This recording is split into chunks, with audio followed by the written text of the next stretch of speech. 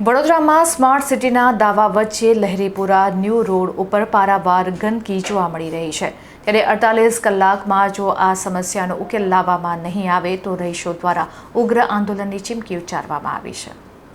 સંસ્કારી નગરી વડોદરાને smart city બનાવવાના તંત્રના મોટા દાવાઓ વચ્ચે શહેરના હાર્દ સમાન લહેરીપુરા ન્યૂ રોડની દયનીય સ્થિતિ સામે આવી છે. આ વિસ્તારમાં લાંબા સમયથી જાહેર રોડ પર ફેલાયેલી ગંદકી, કચરાના ઢગલા અને અસહ્ય દુર્ગંધને કારણે સ્થાનિક રહીશો તેમજ વેપારીઓમાં ભારે રોષ વ્યાપી ગયો છે. સ્થાનિકોનો ગંભીર આક્ષેપ છે કે આ માર્ગ પરથી દરરોજ હજારો નાગરિકો, રાજકીય પક્ષોના નેતાઓ, ઉચ્ચ અધિકારીઓ પસાર થાય છે. તેમ છતાં સમસ્યાના કાયમી ઉકેલ માટે વડોદરા મહાનગર સેવા સદન દ્વારા કોઈ નક્કર પગલાં લેવાતા નથી. જ્યારે કોઈ મોટા નેતા કે અધિકારીની મુલાકાત હોય ત્યારે જ તંત્ર દ્વારા દેખાડા પૂરતું સફાઈ અભિયાન ચલાવવામાં આવે છે, જ્યારે બાકીના દિવસોમાં આ વિસ્તારને રામ ભરોસે છોડી દેવાય છે. ચોમાસાના માહોલ વચ્ચે સતત ફેલાતી ગંદકી અને દુર્ગંધને કારણે નાના બાળકો અને વડીલો સહિત સમગ્ર વિસ્તારના લોકોનું સ્વાસ્થ્ય જોખમાયું છે.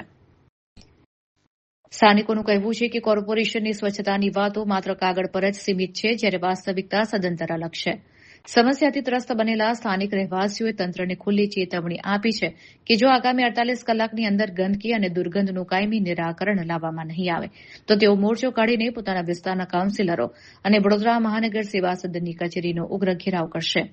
આ વિરોધ પ્રદર્શન દરમિયાન જો કોઈ કાયદો વ્યવસ્થાની સ્થિતિ સર્જાશે તો તેની સંપૂર્ણ જવાબદારી મ્યુનિસિપલ કોર્પોરેશન અને જવાબદાર અધિકારીઓની રહેશે તેવી સ્પષ્ટ ચીમકી પણ ઉચ્ચારવામાં આવી છે.